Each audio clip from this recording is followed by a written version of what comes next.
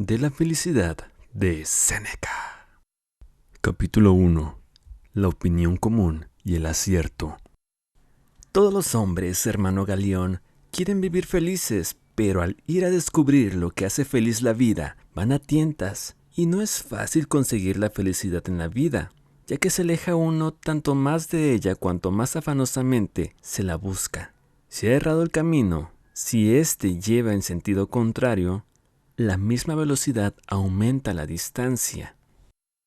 Hay que determinar, pues, primero lo que apetecemos. Luego se ha de considerar por dónde podemos avanzar hacia ello más rápidamente. Y veremos por el camino, siempre que sea el bueno, cuánto se adelanta cada día y cuánto nos acercamos a aquello que nos impulsa a un deseo natural.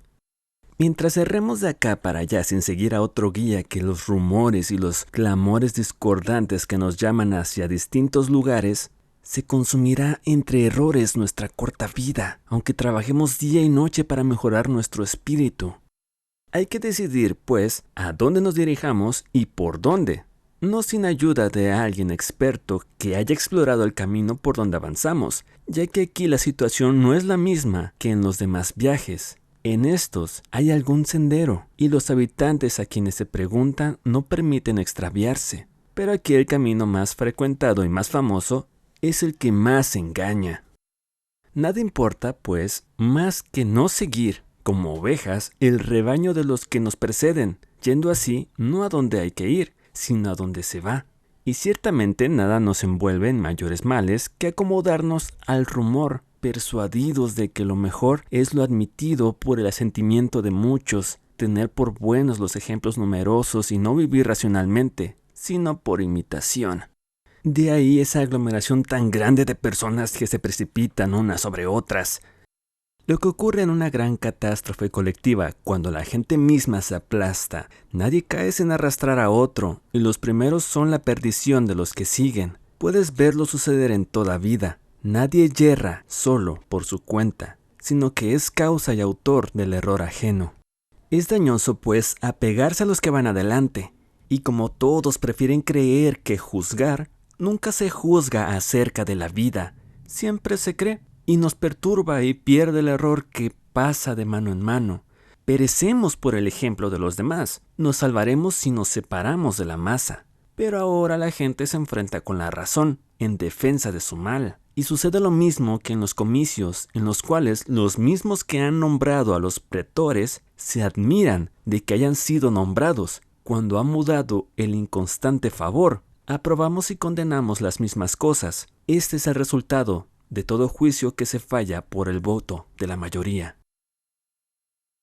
Capítulo 2. Razón y opinión.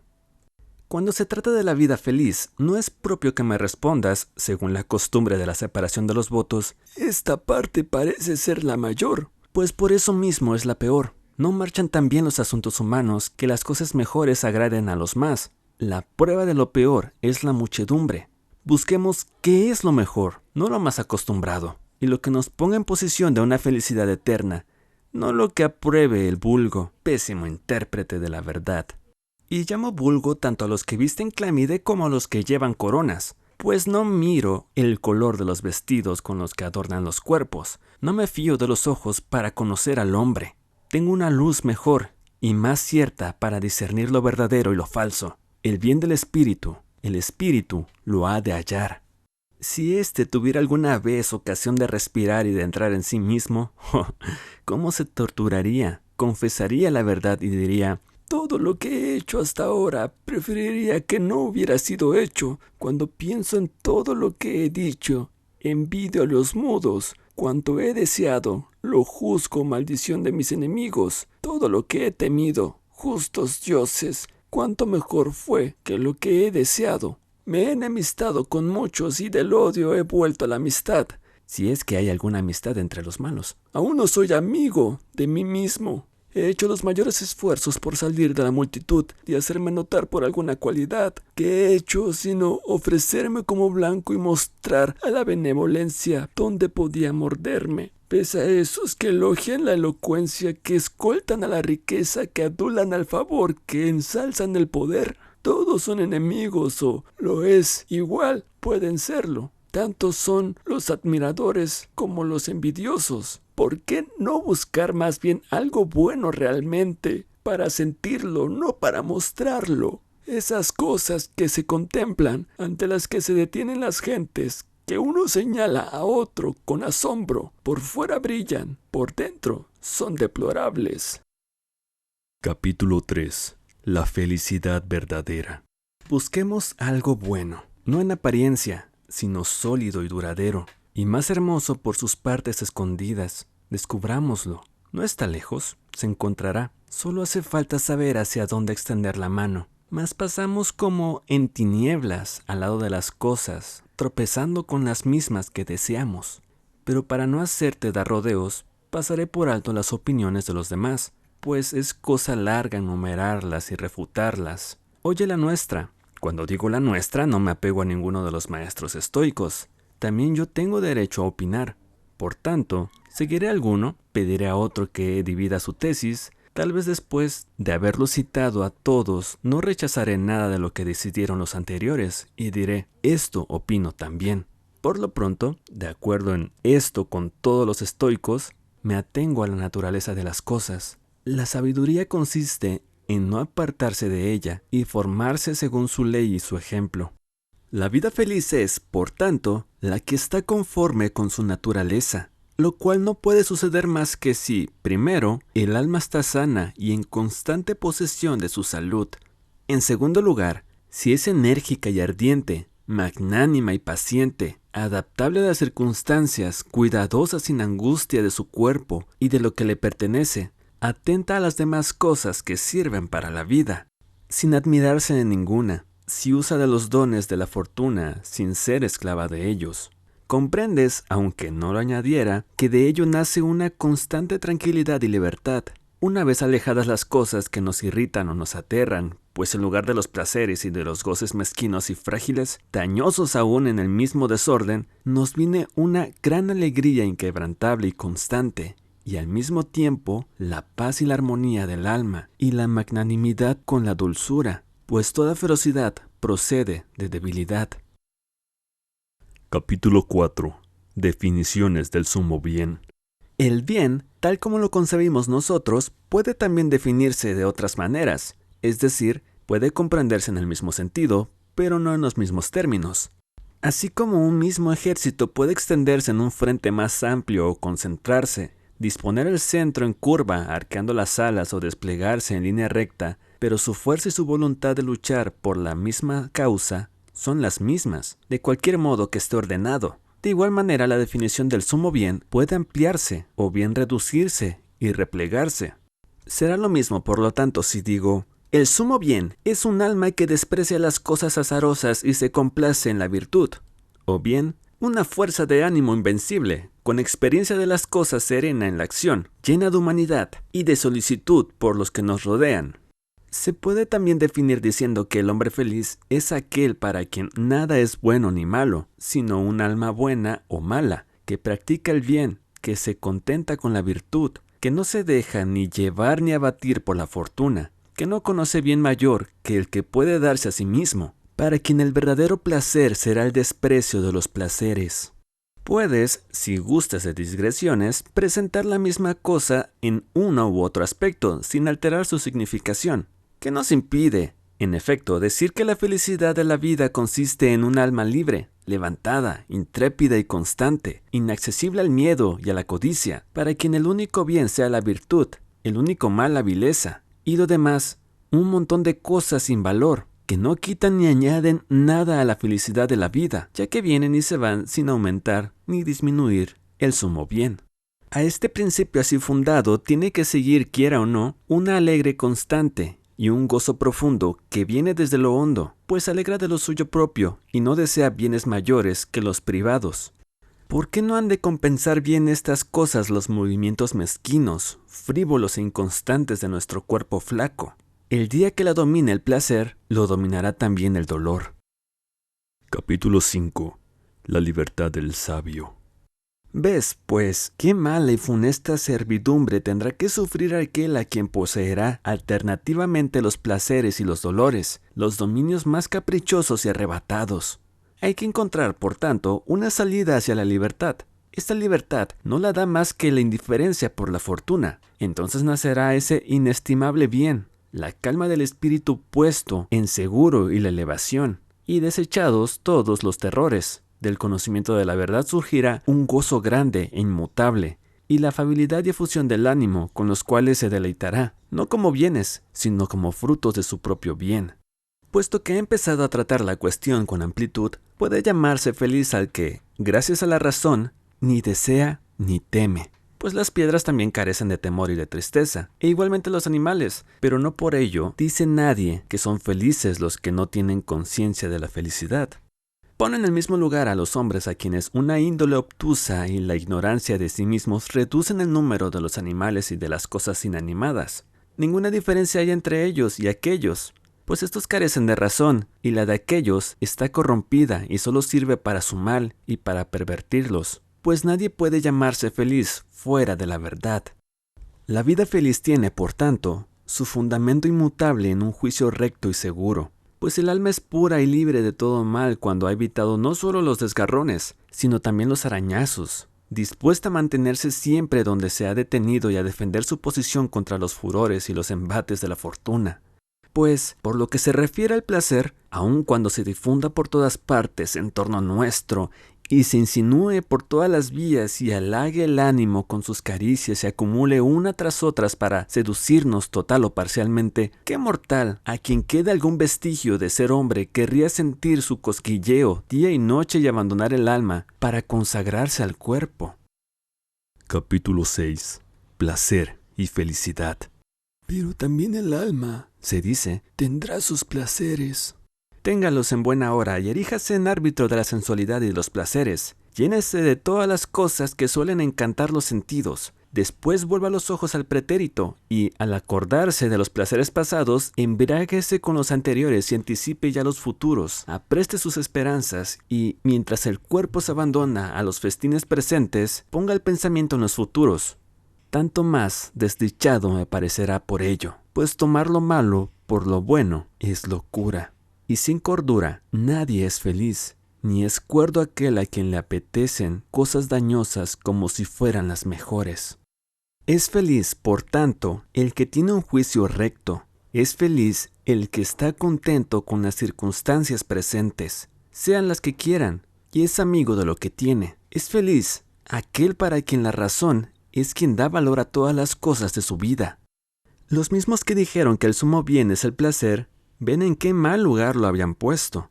Por eso niegan que se pueda separar el placer de la virtud y dicen que nadie puede vivir honestamente sin gozo, ni gozosamente sin vivir también con honestidad. No veo cómo pueden conciliarse estas cosas tan diversas. ¿Por qué, díganme, no puede separarse el placer de la virtud? Sin duda porque el principio de los bienes reside siempre en la virtud y también nacen de sus raíces las cosas que amáis y apetecéis. Pero si fueran inseparables, no veríamos algunas cosas agradables pero no honestas, y otras, en cambio, virtuosas pero ingratas, y que se han de realizar entre dolores. Capítulo 7. Oposición de la virtud y el placer. Añade ahora que el placer sobreviene incluso a la vida más infame, pero que la virtud no admite una mala vida, y algunos no son infelices por falta de placer, sino por el placer mismo, lo cual no ocurriría si a la virtud se mezclase el deleite, del que a menudo carece la virtud, pero que nunca necesita. ¿Por qué querer reunir cosas distintas y aún contrarias? La virtud es algo elevado, excelso y regio, invencible e infatigable. El placer es algo bajo, servil, flaco, mezquino, cuyo asiento y domicilio son los lupanares y las tabernas. Encontrarás la virtud en el templo, en el foro, atezada, con las manos encallecidas. El placer casi siempre está escondido en busca de tinieblas, cerca de los baños y estufas, y de los lugares que temen a la policía, blando, sin frío, húmedo de vino y de perfumes, pálido y descubierto de afeites y lleno de ungüentos como un cadáver. El sumo bien es inmortal, no puede desaparecer y no conoce el hastio ni el arrepentimiento. Pues un alma recta no cambia nunca, ni se aborrece, ni muda nada, porque siempre ha seguido lo mejor. Pero el placer, en cambio, cuanto más deleita, se extingue. Y no tiene mucho espacio, por lo cual pronto lo llena, y produce hastio y se marchita después de los primeros transportes. Y nunca es seguro aquello cuya naturaleza consiste en el movimiento. Así no puede tener consistencia alguna lo que llega y pasa del modo más fugaz, para perecer en su mismo uso, pues llega al punto donde cesa, y cuando comienza, ya ve su fin. Capítulo 8. Vivir según la naturaleza. ¿Qué importa que el placer se dé tanto entre los buenos como entre los malos y no deleite menos entre los buenos como entre los malos y no deleite menos a los infames su deshonra que a los virtuosos su mérito? Por esto los antiguos recomendaron seguir la vida mejor, no la más agradable, de modo que el placer no sea el guía, sino el compañero de la voluntad recta y buena. Pues es la naturaleza quien tiene que guiarnos, la razón la observa y la consulta. Es lo mismo, por tanto, vivir felizmente o según la naturaleza. Voy a explicar qué quiere decir esto. Si conservamos con cuidado y sin temor nuestras dotes corporales y nuestras aptitudes naturales, como bienes fugaces y dados para un día, si no sufrimos su servidumbre y no nos dominan las cosas externas, si los placeres fortuitos del cuerpo tienen para nosotros el mismo puesto que en campaña los auxiliares y las tropas ligeras tienen que servir o mandar, solo así son útiles para el alma.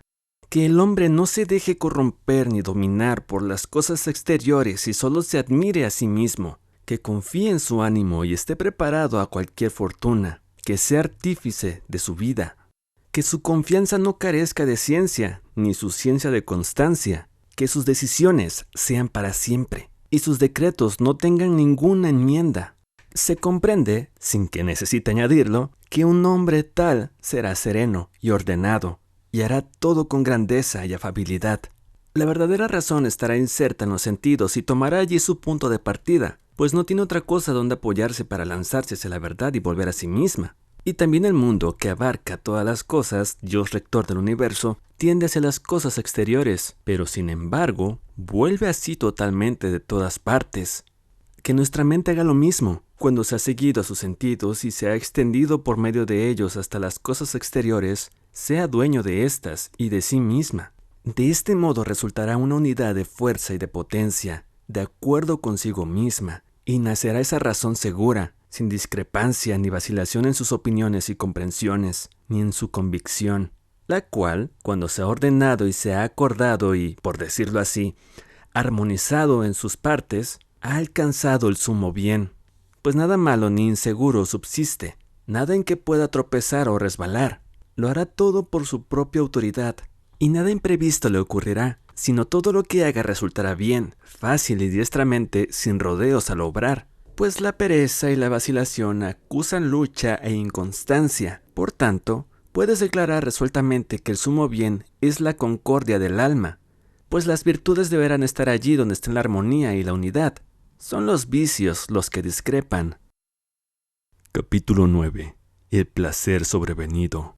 Pero tú mismo, se dice, solo practicas la virtud porque esperas de ella algún placer. En primer lugar, si la virtud ha de proporcionar placer, no se le busca por él, pues no lo proporciona sino por añadidura, y no se esfuerza por conseguirlo, sino que su esfuerzo, aunque tienda a otra cosa, lo alcanzará también. Así como en un campo arado para la siembra nacen aquí y allá algunas flores, pero no se ha tomado tanto trabajo para estas hierbecillas, aunque deleiten los ojos, el propósito del sembrador fue otro y esto sobrevino, así también el placer no es el pago ni la causa de la virtud, sino algo accesorio, y no se acepta porque deleite, sino que, si se lo acepta, también deleita. El sumo bien reside en el mismo juicio y en la disposición de un espíritu perfecto.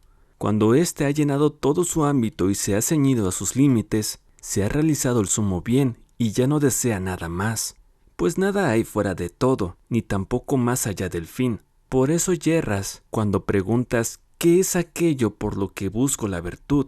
Pues buscas algo por encima de lo más alto. ¿Preguntas qué busco en la virtud?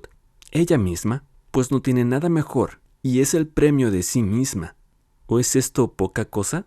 Cuando te diga, el sumo bien es la firmeza y la prevención, y agudeza y cordura y libertad y armonía, y compostura de un alma inquebrantable, ¿Vas a exigir todavía algo mayor a que se refieran todas estas cosas?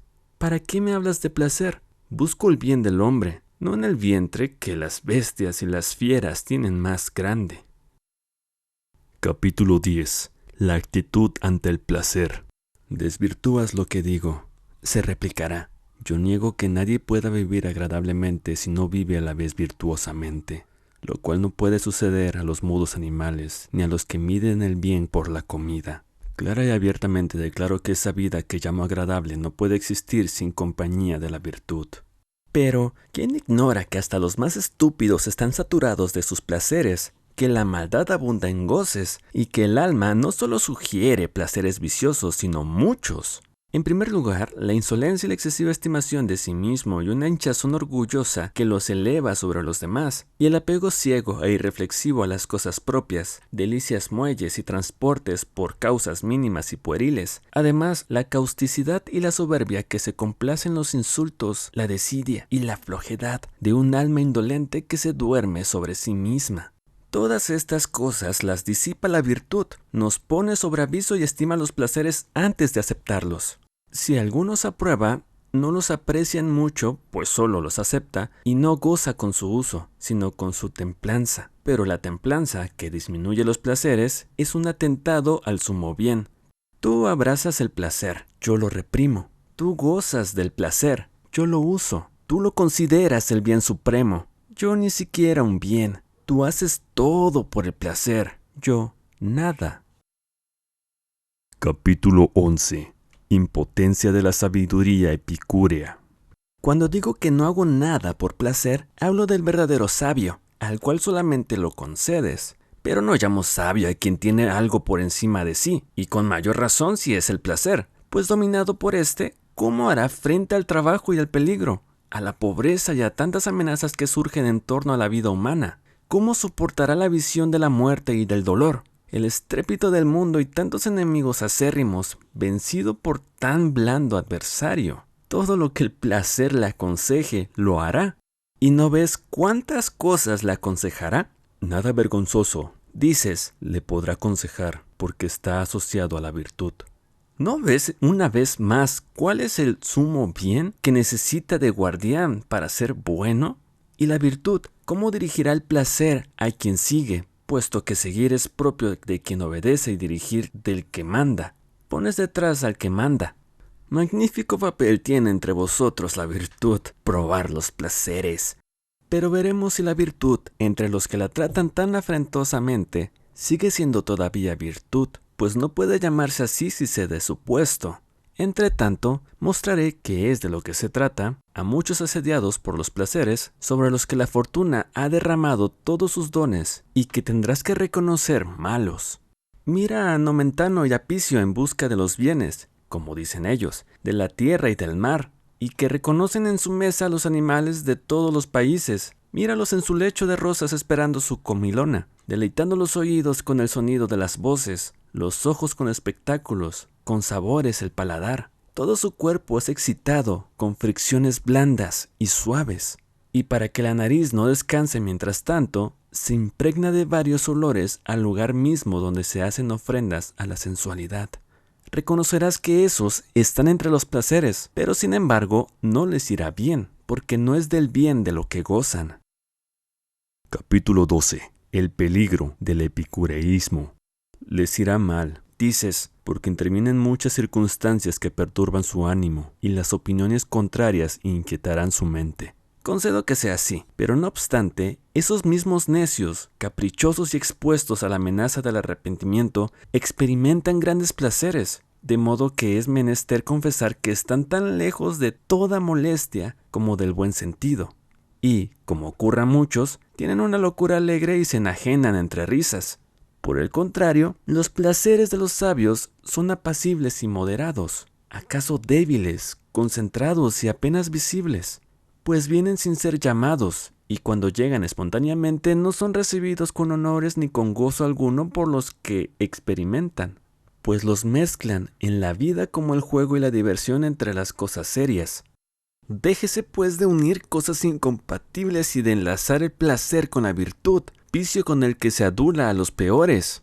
El hombre sumido en los placeres, siempre ahito y ebrio, por saber que vive con placer, cree vivir también con virtud, pues oye que el placer no puede separarse de la virtud, y entonces da a sus vicios el nombre de sabiduría y ostenta lo que debería ocultar.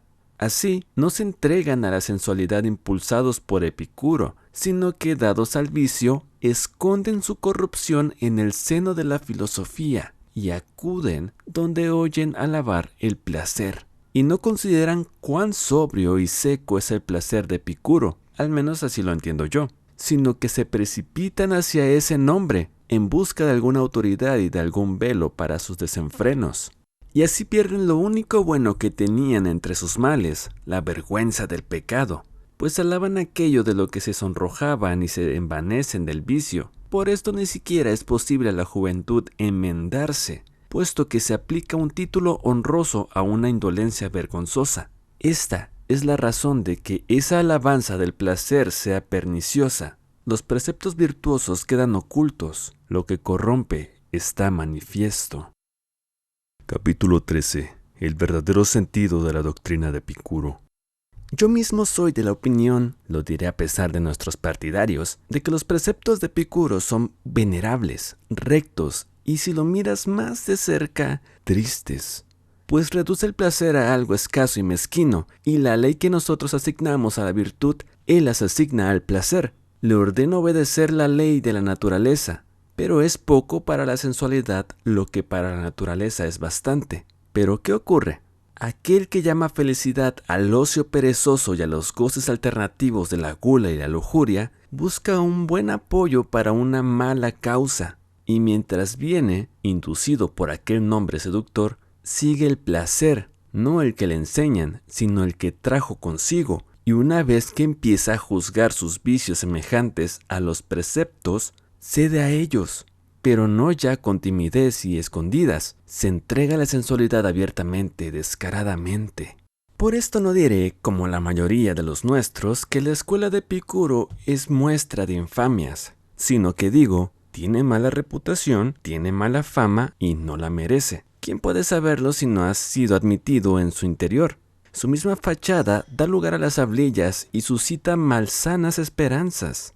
Es como un hombre enérgico vestido de mujer. Tu pudor es constante, tu virilidad es intacta, tu cuerpo no cede a ninguna debilidad vergonzosa, pero tienes en la mano un tambor. Elíjase pues un título honroso y una muestra que incite por sí mismo al alma a rechazar los vicios que la enervan en cuanto llegan. El que se acerca a la virtud da pruebas de un carácter noble. El que sigue el placer parece débil, quebrantado, menos hombre, propenso a caer en torpezas, a no ser que alguien le haya distinguido los placeres, para que sepa cuáles de ellos están dentro del deseo natural, cuáles llevan al abismo y son ilimitados, y cuanto más los satisface, más insaciables. Que la virtud vaya, pues, adelante, siguiendo sus huellas, siempre estaremos en seguro, y el placer excesivo daña. En la virtud no hay que temer que haya exceso, porque en ella misma está la mesura. No es bueno lo que padece por su propia magnitud. Capítulo 14. El riesgo del placer. Además, los que están dotados de una naturaleza racional, ¿qué cosa puede proponérseles mejor que la razón? Y si se quiere esa unión, si se quiere ir a la felicidad en compañía, que la virtud marche adelante y el placer la acompañe y vaya junto a ella, como la sombra junto al cuerpo. Hacer de la virtud el más excelso de todos los bienes una esclava del placer es propio de un hombre incapaz de concebir nada grande. Que la virtud vaya a la primera, que lleve el estandarte. No por eso tendremos menos el placer, pero seremos dueños y moderadores de él. Nos hará ceder algo a sus súplicas, pero no nos impondrá nada. Pero los que han entregado el mando al placer carecen de uno y otro, pues pierden la virtud y además no tienen el placer, sino que el placer los tiene a ellos. O se atormentan por su falta o se ahogan en su abundancia. Desdichados si lo abandonan, más desdichados si los abruma, así como los navegantes sorprendidos en el mar de las Sirtes, tan pronto se quedan en seco como son agitados por olas impetuosas. Esto ocurre por una intemperancia excesiva y un amor ciego de su objeto. pues para el que busca el mal en vez del bien, es peligroso alcanzarlo. Así como cazamos a las fieras con esfuerzo y peligro, y su posesión, una vez cogidas, es también inquieta, pues con frecuencia despedazan a sus dueños, del mismo modo, los que poseen grandes placeres caen en un gran mal, y los antes conquistados los apresan. Y cuanto más numerosos y grandes son, tanto más pequeño y siervo de más señores es aquel a quien el vulgo llama feliz. Quiero insistir aún en esta imagen. El que busca los cubiles de las fieras y gusta mucho de capturar fieras al lazo y rodear con perros los vastos bosques, abandona, para seguir sus huellas, ocupaciones preferibles y renuncia a muchos menesteres. Del mismo modo, el que persigue el placer pospone a él todas las cosas, y lo primero que descuida es su libertad, que sacrifica por el vientre, y no compra los placeres para sí mismo, sino que se vende a los placeres. Capítulo 15. Obedecer a Dios es libertad. Pero, ¿se dirá que impide difundir en uno solo la virtud y el placer y establecer el bien supremo de modo que la misma cosa sea a la vez honesta y agradable? Es que no puede haber una parte de lo virtuoso que no sea algo virtuoso, y el sumo bien no tendrá su pureza ni encierra algo distinto de lo mejor. Ni siquiera el gozo que nace de la virtud, aunque sea un bien, es una parte del bien absoluto, no más que alegría y tranquilidad, aunque nazcan de las causas más excelentes, pues estas cosas son bienes, pero son consecuencia y no complemento del sumo bien. El que establece una alianza entre el placer y la virtud, aun sin ponerlos en pie de igualdad, por la fragilidad de uno de los bienes debilita cuanto hay de vigor en el otro, y pone bajo un yugo esa libertad que solo es invencible si no conoce nada más precioso que ella misma. Pues, lo que es la máxima servidumbre, empieza a necesitar la fortuna. Síguese de esto una vida ansiosa, suspicaz, inquieta, temerosa de las vicisitudes, pendiente de los momentos de los tiempos. No das a la virtud un fundamento grave, inmutable, sino que le ordenas mantenerse en un lugar movedizo. Pues, ¿qué hay tan mudable como la espera de las cosas fortuitas y la variación del cuerpo y de las cosas que lo afectan? ¿Cómo puede obedecer a Dios y aceptar como buen ánimo todo lo que suceda? No quejarse del destino y acoger de buen grado sus vicisitudes, el que se agita a las menores punzadas de los placeres y de los dolores. Ni siquiera es un buen defensor o salvador de la patria ni protector de sus amigos si se inclina a los placeres. Que el sumo bien se eleve en un lugar de donde ninguna fuerza pueda arrastrarlo, a donde no tenga acceso el dolor ni la esperanza, ni el temor ni ninguna otra cosa que amengue los derechos del bien supremo. Pero solo la virtud puede elevarse hasta allí. Su paso es quien ha de dominar esa pendiente. Ella permanecerá firme y soportará todos los acontecimientos, no solo paciente, sino voluntariamente, y sabrá que toda la dificultad de los tiempos es una ley de la naturaleza. Y como un buen soldado, soportará sus heridas, contará las cicatrices y al morir traspasado por los dardos, amará al jefe por quien cae. Tendrá siempre en su mente el viejo precepto: sigue a Dios. En cambio, el que se queja, llora y gime es obligado a la fuerza a hacer lo que está mandado, y no por ello es menos llevado sin querer a donde se le ordena. ¡Qué locura es preferir ser arrastrado a seguir! Tanto a fe mía, como por necedad e ignorancia de la propia condición, dolerte de que te falte algo o te ocurra algo penoso, o igualmente extrañarte o indignarte de las cosas que tanto suceden a los buenos como a los malos, quiero decir las enfermedades, las muertes, los impedimentos y las demás miserias que acontecen inesperadamente a la vida humana. Aceptemos con buen ánimo todo lo que se ha de padecer por la constitución del universo. Estamos sujetos a la obligación de soportar las condiciones de la vida mortal y no perturbarnos por lo que no está en nuestro poder evitar. Hemos nacido en un reino. Obedecer a Dios es libertad. Capítulo 16. La felicidad del sabio. Por tanto, la verdadera felicidad reside en la virtud. ¿Qué te aconsejará esta virtud? Que no estimes bueno o malo lo que no acontece ni por virtud ni por malicia. En segundo lugar, que seas inconmovible, incluso contra el mal que procede del bien, de modo que, en cuanto es lícito, te hagas un Dios. ¿Qué te promete esta empresa? Privilegios grandes e iguales a los divinos. No serás obligado a nada, no necesitarás nada, serás libre, seguro, indemne. Nada intentarás en vano, nada te impedirá. Todo marchará conforme a tu deseo, nada adverso te sucederá, nada contrario a tu opinión o tu voluntad. Pues ¿qué? ¿Basta la virtud para vivir feliz? Siendo perfecta y divina, ¿por qué no ha de bastar? Incluso es más que suficiente. Pues ¿qué puede faltar al que está exento de todo deseo? ¿Qué necesita del exterior el que ha recogido todas sus cosas en sí mismo? Pero el que tiende a la virtud, aun cuando haya avanzado mucho, necesita, sin embargo, algún favor de la fortuna. Mientras aún lucha entre los afanes humanos, mientras desata aquel nudo y todo lazo mortal. ¿Qué diferencia hay entonces? Que unos están atados, otros amarrados, otros incluso agarrotados. El que ha llegado a una región superior y se ha elevado a más altura, arrastra una cadena floja, todavía no libre, pero ya casi libre. Capítulo 17. Los principios y la conducta.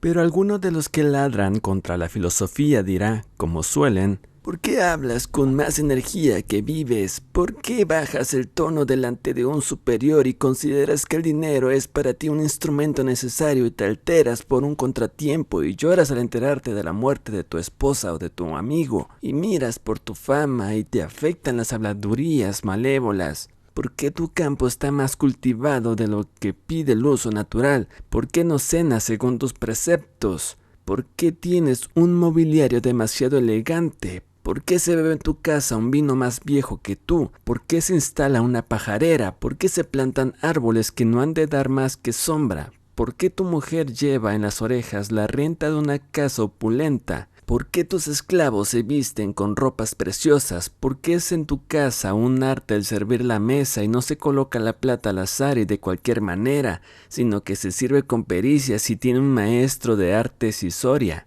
Añade aún, si quieres, ¿por qué tiene posesiones más allá del mar y más de las que conoces? Es una vergüenza que seas tan negligente como para no conocer a unos poquillos esclavos, o tan fastuosos como para tener más que los que la memoria alcanza a conocer.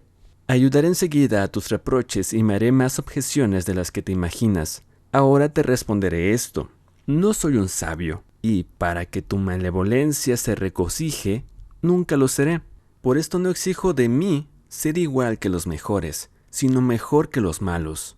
Me basta con podar todos los días algo de mis vicios y castigar mis extravíos. No he llegado a la salud, ni llegaré siquiera. Compongo para mi gota más calmantes que remedios, contentos si los ataques son menos frecuentes y menos dolorosos. Pero comparado con vuestros pies, yo, impotente, soy un corredor.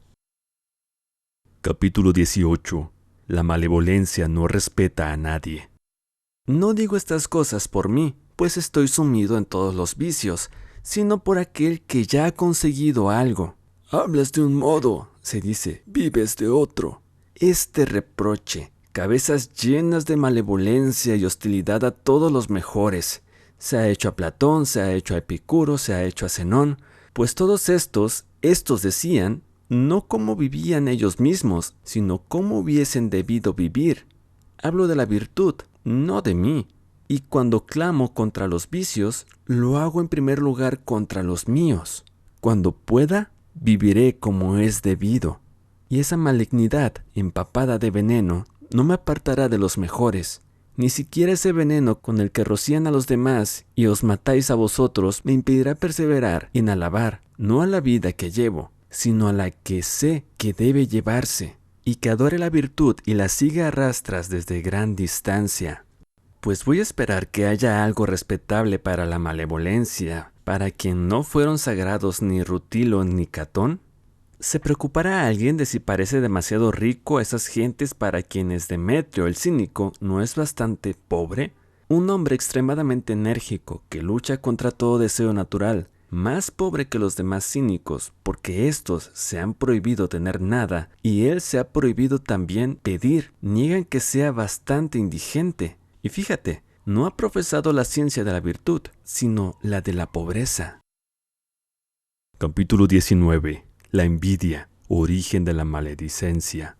Niegan que Diodoro, filósofo epicúreo, que hace pocos días puso fin a su vida por su propia mano, obrara según los conceptos de Epicuro al cortarse el cuello. Unos quieren ver locura en esa acción suya, otros irreflexión. Él, sin embargo, feliz y con la conciencia satisfecha, dio testimonio de sí al salir de esta vida y elogió la tranquilidad de sus días pasados en el puerto, y dijo esto que habéis oído de mala gana, como si también ustedes tuvieran que hacerlo. He vivido y he recorrido el camino que la fortuna me había señalado. Discuten acerca de la vida de uno, de la muerte de otro, y al oír el nombre de hombres grandes por algún mérito egregio, ladran como perrillos al salir al encuentro de personas desconocidas, pues les conviene que nadie parezca bueno, como si la virtud ajena fuera el reproche de sus delitos. Comparan envidiosos las cosas espléndidas con su sordidez, y no comprenden cuán en detrimento suyo es esa osadía. Pues si los que siguen la virtud son avaros, libidinosos y ambiciosos, ¿qué son ustedes, que odian hasta el mismo nombre de la virtud? Niegan que ninguno cumpla con lo que dice, ni viva según el modelo de sus palabras. ¿Qué hay de extraño en ello, puesto que dicen cosas enérgicas, grandes, que superan todas las tempestades humanas, puesto que se esfuerzan por arrancarse de esas cruces en que cada uno de ustedes hunde a sus propios clavos? Pero los condenados al suplicio están suspendidos cada uno de un solo poste. Los que se atormentan a sí mismos están distendidos por tantas cruces como los deseos. Y maldicientes, son ingeniosos para injurar a los demás. Creería por eso que están exentos de aquellos males, si no fuera porque algunos escupen desde el patíbulo a los espectadores. Capítulo 20. El valor del esfuerzo filosófico. No cumplen los filósofos con lo que dicen, pero ya hacen mucho con decirlo, con concebir en su pensamiento la virtud. Pues si sus hechos fuesen iguales que sus dichos, ¿quién sería más feliz con ellos? Por lo pronto, no hay que despreciar las buenas palabras y los corazones de buenos pensamientos. El cultivo de los estudios saludables, a una parte de su resultado, es loable. ¿Es extraño que no lleguen a la cima los que escalan pendientes escarpadas? Pero si eres hombre, admira, aun cuando caigan, a los que se esfuerzan para alcanzar las cosas grandes. Pues es una empresa generosa aspirar a cosas elevadas, intentarlo, sin mirar las propias fuerzas, sino las de su naturaleza, y concebir planes mayores que los que pueden realizar, incluso dotados de un gran espíritu. El que se ha propuesto esto, yo veré la muerte con la misma cara con la que oigo hablar de ella. Yo me someteré a los trabajos, por grandes que sean, sosteniendo el cuerpo con el ánimo. Yo despreciaré igualmente las riquezas presentes y ausentes, y no estaré más triste si están en otro lugar, ni más animosos si brillan a mi alrededor. Yo no seré sensible a la fortuna, ni cuando llegue ni cuando se aparte. Yo miraré todas las tierras como mías, las mías como de todos. Yo viviré como quien se sabe que ha nacido para los demás. Daré gracias por ello a la naturaleza de las cosas, pues, ¿cómo podría arreglar mejor mis asuntos? Me he dado a mí solo para todos, a todos para mí solo. Cuanto tenga, ni lo guardaré con avaricia ni lo derrocharé pródigamente. Nada creeré poseer mejor que lo que haya dado bien. No mediré los beneficios por su número, ni por su peso, ni por otra estimación que la del que los reciba. Nunca será para mí mucho lo que reciba un hombre digno. No haré nada por la opinión, todo por la conciencia. Creeré que hago a los ojos del pueblo, aun aquello de que solo yo sea testigo. Al comer y al beber, mi fin será satisfacer los deseos naturales, no llenar el vientre y vaciarlo. Afable para mis amigos, cederé antes de que me rueguen, y me adelantaré a las peticiones honestas. Sabré que mi patria es el mundo, y que los dioses lo presiden, y estos están por encima de mí y en torno mío, como censores de mis hechos y de mis dichos. Y cuando la naturaleza reclame mi espíritu, o mi razón lo despida, me iré con el testimonio de haber amado la conciencia recta y las buenas inclinaciones, sin haber mermado la libertad de nadie, y menos la mía. El que se proponga, quiera, intente hacer esto, se acercará a los dioses. Y aun cuando no lo haya conseguido, ha caído, sin embargo, después de haber osado grandes cosas. Capítulo 21. Las preferencias del sabio. Ustedes, al odiar la virtud y a quienes la practican, no hacen nada nuevo, pues también los ojos enfermos temen al sol, y los animales nocturnos huyen del esplendor del día y a su primer albor se ofuscan y buscan por todas partes sus escondrijos. Se ocultan en alguna hendidura, temerosos de la luz. Giman y muevan su lengua funesta para injurar a los buenos. Abran la boca, muerdan. Se romperán los dientes muchos antes de que dejen alguna señal. ¿Por qué es ese adepto de la filosofía y vive con tanta opulencia? ¿Por qué dice que hay que despreciar las riquezas y las tiene? Considera despreciable la vida y vive, sin embargo. Despreciable la salud y no obstante la cuida con todo esmero y la prefiere excelente. Y juzga el destierro un hombre vano y dice, pues qué mal hay en cambiar de país, y sin embargo, si puede envejece en su patria, y piensa que no hay ninguna diferencia entre tiempo más largo o más breve, pues si nada se lo impide, prolonga su existencia y gusta de estar floreciente en la extremada vejez. Dice que estas cosas deben despreciarse, no que no se tengan, sino que no se tengan con afán. No las rechaza, pero cuando se van, las sigue con la mirada tranquila. ¿Dónde pondrá la fortuna con más seguridad las riquezas que allí donde podrá recobrarlas sin protesta del que las devuelve? Marco Catón, cuando alababa a Curio y a Concurcanio, y a aquel siglo en que era delito para los censores tener unas pocas láminas de plata, poseía 4 millones de certecios, menos sin duda que Creso, pero más que Catón el censor. Si se comparan, con mayor distancia supera a su bisabuelo, que era superado por Craso, y si le hubieran tocado en suerte más riquezas, no las hubiera despreciado, pues el sabio no se considera indigno de ningún don de la fortuna. No ama las riquezas, pero las prefiere, no las recibe en su alma, pero sí en su casa, y no rechaza a quien las posee, pero las domina, y quiere que proporcionen a la virtud una materia más amplia. Capítulo 22. El papel de las cosas preferibles.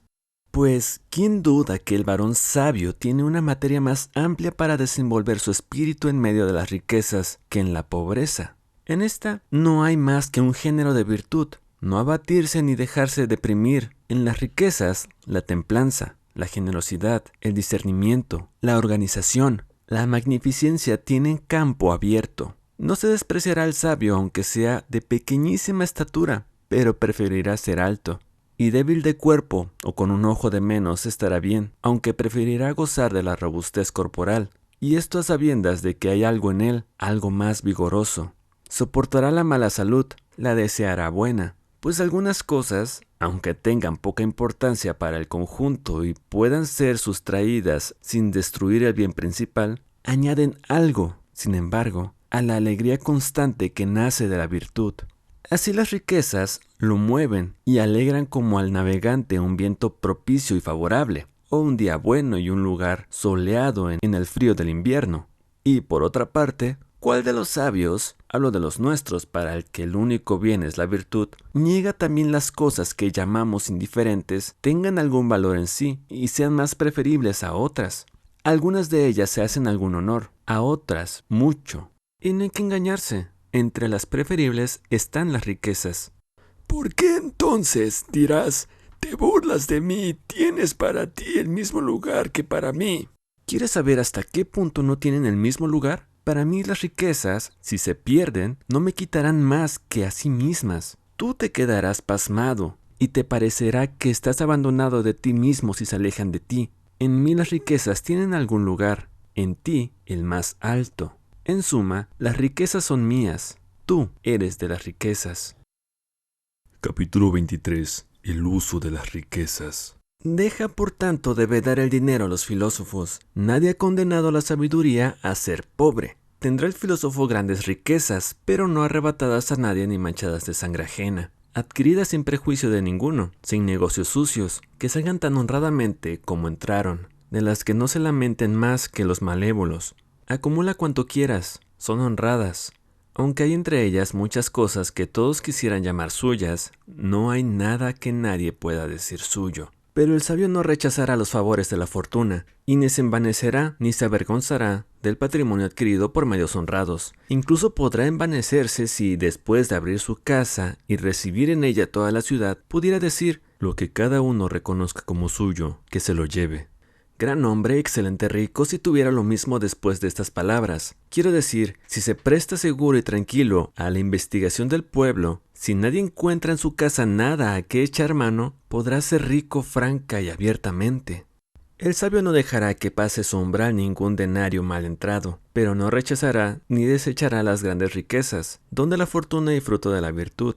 ¿Por qué razón les negaría un buen lugar? Que vengan y se alberguen, ni las ostentará ni las ocultará. Lo uno es propio de un espíritu necio, lo otro de un hombre tímido y pusilánime, como si escondiera en el seno un gran bien, ni, como he dicho, las arrojará de su casa, pues ¿qué? Les dirá, ¿sois inútiles o no sé usar las riquezas? Del mismo modo que, aunque pudiera viajar a pie, preferirá, sin embargo, montar en un vehículo. Así, siendo pobre, si puede ser rico, querrá. Y así tendrá riquezas, pero como cosa ligera y huidiza, y no tolerará que sean pesadas, ni para otros ni para sí mismo. Dará, porque agudizan el oído, porque tienden su bolsa. Dará a los buenos, o a los que podrá ser buenos, dará con suma prudencia, eligiendo a los más dignos, como quien recuerda que hay que dar cuanto tanto de los gastos como de los ingresos, dará por motivos rectos y justificados, pues entre los derroches viciosos se cuentan un don mal empleado. Tendrá la bolsa fácil, pero no agujereada, de la que salgan muchas cosas y nada se caiga. Capítulo 24. El arte de dar. Yerra el que crea que dar es cosa fácil. Este asunto tiene mucha dificultad si se da con discernimiento y no se derrocha al azar y arrebatadamente. Dejo obligado a este, devuelvo a aquel, socorro a este, me compadezco de ese, proveo a aquel, digno de que no lo venza la pobreza ni lo tenga dominado. A alguno no les daré, aunque les falte, porque aunque cuando les hubiera dado, les faltará. A alguno les ofreceré, a otros incluso les instaré. Puedo ser negligente en este asunto. Nunca hago mejores inversiones que cuando doy. Pues, ¿qué dirás? ¿Das para recibir? No, para no perder. Póngase la donación en lugar donde no deba reclamarse, pero pueda ser devuelta. Colóquese el beneficio como un tesoro enterrado profundamente, que no desenterrarás si no fuera necesario. Y la casa misma del hombre rico, ¿cuánta materia ofrece para hacer el bien? Pues ¿quién reduce la generosidad solo a los que visten toga? La naturaleza me ordena ser útil a los hombres, sean esclavos o libres, de padres libres o libertos, de libertad legal o dada entre amigos. ¿Qué importa? Donde quiera que haya un hombre, allí hay lugar para un beneficio. Se puede, por tanto, repartir el dinero aún sin franquear el propio umbral y ejercer la liberalidad, la cual no se llama así porque se deba a los libres, sino porque parte de un alma libre. En el sabio nunca recae sobre personas viciosas ni indignas, y nunca vaga tan fatigada que no se derrame abundantemente siempre que encuentre a alguien digno.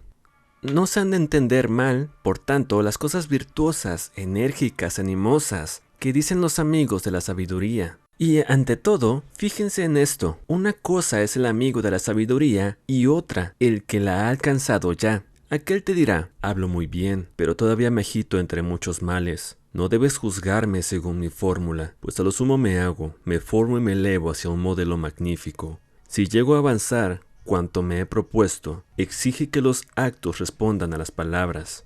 Pero el que ha alcanzado la cima del poder humano, se comportará contigo de otro modo, y dirá, en primer lugar, no puedes permitirte juzgar acerca de los mejores. A mí ya me ocurre, y es una prueba de mi rectitud, que desagrado a los malos. Pero para explicarte la razón por la cual no envidio a ningún mortal, escucha lo que voy a decir y en cuanto estimo cada cosa. Niego que las riquezas sean un bien, pues si lo fuesen, harían hombres buenos. Ahora bien, como lo que se encuentra entre los malos no puede llamarse un bien, les niego ese nombre. Por lo demás, concedo que han de tenerse, que son útiles y proporcionan grandes comodidades a la vida.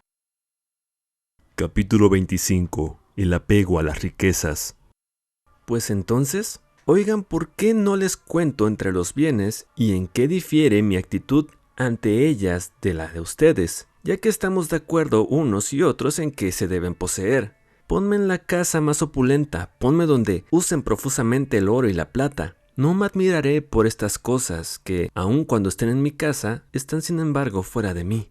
Trasládame al puente sublicio y arrójame entre los indigentes. No me despreciaré por estar sentado entre la multitud de los que tienden la mano pidiendo limosna, pues ¿qué importa que les falte un pedazo de pan a quien no le falta posibilidad de morir? En resumen, aquella casa espléndida la prefiero al puente. Ponme en medio de un mobiliario suntuoso y un lujo refinado. No me creeré en modo alguno más feliz por tener un manto suave, por extender tapices purpúreos en mis festines. No seré en nada más desgraciado si mi cerviz cansada reposa en un puñado de heno, si me acuesto sobre borra de circo que se sale por los remedios de una tela vieja. ¿Qué quiere decir esto? Prefiero mostrar el alma que tengo vestido con la pretexta y bien abrigado, mejor que con los hombros desnudos o medio cubiertos.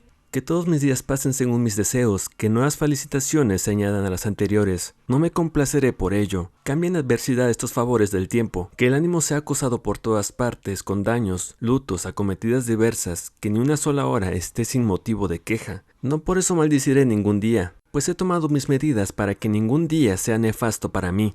Entonces, prefiero moderar mis alegrías a reprimir mis dolores. El gran Sócrates te lo dirá. Hazme vencedor de todas las naciones, que el carro voluptuoso de Baco me lleve triunfador desde el oriente hasta Tebas, que los reyes de los persas me pidan leyes. Cuando más pensaré que soy hombre es cuando sea saludado por todas partes como Dios. Haz que suceda inmediatamente, a tan sublime elevación, un cambio brusco, que se ha llevado a unas a andas extranjeras para adornar el cortejo de un vencedor soberbio y feroz. No me humillará más ser conducido bajo un carro ajeno que ir de pie en el mío.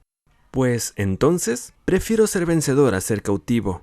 Despreciaré todo el imperio de la fortuna, pero si se me da la elección tomaré lo mejor de él. Todo lo que me ocurra resultará bueno, pero prefiero que acontezcan las cosas más fáciles y agradables y menos molestas para el que tiene que habérselas con ella. Pues no creas que hay ninguna virtud sin trabajo, pero algunas virtudes necesitan estímulos, otras frenos. Así como el cuerpo debe ser retenido en un descenso y ser impulsado cuesta arriba, algunas virtudes están en una pendiente, otras al pie de una cuesta.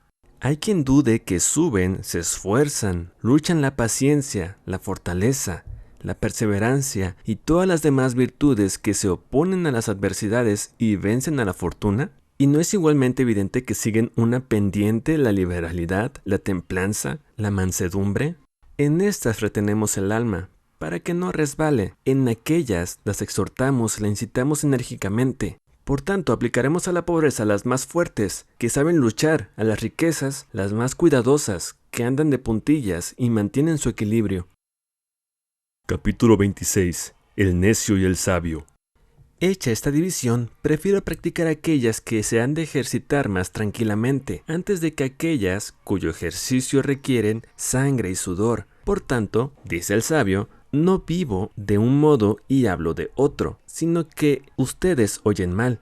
Solo llega a sus oídos el sonido de mis palabras, no buscan su significado. Pues, ¿qué diferencia hay entre mí, el necio, y tú, el sabio, si los dos queremos poseer? Muchísimas, pues la riqueza del hombre sabio está en servidumbre, las del necio en el poder. El sabio no permite nada a las riquezas te lo permiten todo a ti, a ustedes. Ustedes, como si alguien les hubiera prometido su eterna posesión, se acostumbran y se apegan a ellas. El sabio, cuando más piensa en la pobreza, es cuando está en medio de las riquezas. Nunca un general cree tanto en la paz que no se prepare a una guerra que, aunque no se haga, ha sido declarada. A ustedes los pasma una cosa hermosa, como si no pudiera arder o hundirse, una opulencia insólita, como si estuviera por encima de todo riesgo y fuera demasiado grande para que la fortuna tenga bastantes fuerzas para consumirla. Juzgan indolentemente con las riquezas, sin prever su peligro, como a veces los bárbaros asediados, desconocedores de las máquinas, contemplan indiferentes el trabajo de los sitiadores, y no comprenden para qué sirven aquellas cosas que se construyen a lo lejos. Lo mismo les ocurre, languidecen entre sus bienes y no piensan cuántas desgracias los amenazan por todas partes, dispuestas a llevarse al punto preciosos despojos. Si alguien arrebata sus riquezas al sabio, le dejará todo lo suyo, pues vive contento con el presente, tranquilo sobre el porvenir. Nada, dirá Sócrates o alguno que otro que tenga la misma autoridad y el mismo poder sobre las cosas humanas. Me he prometido con más firmeza que no plegar los actos de mi vida a sus opiniones. Acumulen por todas partes sus palabras acostumbradas. No pensaré que me injuran, sino que gimotean como infelices criaturas. Esto dirá aquel a quien ha sido dada la sabiduría, a quien su alma libre de vicios ordena reprender a los demás, no porque los odie, sino para curarlos. Y añadirá esto: su opinión me afecta, no por mí sino por ustedes. Odiar y atacar la virtud es renunciar a la esperanza de enmienda. No me hacen ninguna injuria, como no la hace a los dioses los que derriban sus altares, pero se manifiesta el mal propósito y la mala intención aún allí donde se ha podido hacer daño. Así soporto sus extravagancias, como Júpiter, óptimo máximo, la necedad de los poetas, de los cuales uno le pone alas, otro cuernos, otro lo representa como adúltero y que pasa las noches fuera, otro cruel con los dioses, otro injusto con los hombres, oro, raptor, corruptor de hombres libres y aun de sus deudos, otro parricida y usurpador de un reino ajeno y paterno, con todo lo cual no se hubiera conseguido más que quitar a los hombres la vergüenza de pecar, si hubiesen creído en dioses semejantes. Pero aunque esas cosas no me afecten, les aconsejo, por su propio interés, admirar la virtud. Crean a los que han seguido durante mucho tiempo y proclaman seguir algo grande y cada día manifiestan más su grandeza. Y venérenla como a los dioses y a los que la profesan como sacerdotes, y cuantas veces se haga mención de los escritos sagrados, tengan la lengua. Esta expresión no viene, como suele creerse, de favor, sino que se ordena en silencio, para que pueda realizarse el sacrificio según el rito, sin que lo perturbe ninguna voz intempestiva. Capítulo 27. El ejemplo de los filósofos. Mucho más necesario es ordenárselo a ustedes, para que, siempre que aquel oráculo profiera algo, lo escuchen atentos y callados. Cuando alguno, agitado el sistro, miente por orden, cuando alguno, hábil en cortarse los músculos, se ensangrentan los brazos y los hombros con mano indecisa, cuando otro aúlla, arrastrándose de rodillas por la calle, y un viejo vestido de lienzo, con un laurel y una linterna en pleno día, vocifera que alguno de los dioses está airado, acudes y escuchas, y, fomentando mutuamente su estupor, afirmas que está inspirado. Pues bien, Sócrates, desde aquella prisión que purificó al entrar en ella e hizo más honrosa que cualquier curia, proclama: ¿Qué locura es esta? ¿Qué carácter enemigo de los dioses y de los hombres es el que infama las virtudes y profana con palabras malévolas las cosas santas? Si podéis, alabad a los buenos, si no, seguid vuestro camino. Y si os gusta ejercitar esa innoble licencia, atacaos unos a otros, pues cuando deliráis contra el cielo, no os digo, cometéis un sacrilegio, sino, perdéis el tiempo. Yo di en otro tiempo a Aristófanes materia de burlas, todo aquel atajo de poetas cómicos derramó sobre mí sus bromas envenenadas. Mi virtud fue realzada por las mismas cosas con que se la atacaba, le conviene ser mostrada y puesta a prueba, nadie comprende lo grande que es mejor que los que han sentido sus fuerzas al combatirla, nadie conoce mejor la dureza del pedernal que los que lo golpean. Me muestro como una roca aislada en medio de un mar agitado, que las olas no dejan de azotar, por cualquier lado que se muevan, no por ello la conmueven ni la desgastan con tantos siglos de continuos embates. Asaltad, acometed, os venceré resistiendo. Todo lo que embiste contra las cosas que son firmes e invencibles, ejercita su fuerza en su propio daño. Por tanto, buscad alguna materia blanda y sin consistencia en que se claven vuestros dardos. ¿Tenéis tiempo para indagar los males ajenos e indagar a todo el mundo? ¿Por qué este filósofo vive con tanta amplitud? ¿Por qué cena ese con tanta esplendidez? Observáis las pupas ajenas, y estáis llenos de úlceras. Es como si alguien se burlara de las manchas o verrugas de cuerpos hermosísimos, mientras lo devora una horrible lepra. Reprochad a Platón haber buscado el dinero, a Aristóteles, haberlo recibido, a Demócrito, haberlo descuidado, a Epicuro, haberlo consumido, a mí mismo reprochadme Alcibíades y Fedro. Vosotros seréis bien felices la primera vez que podáis imitar nuestros vicios.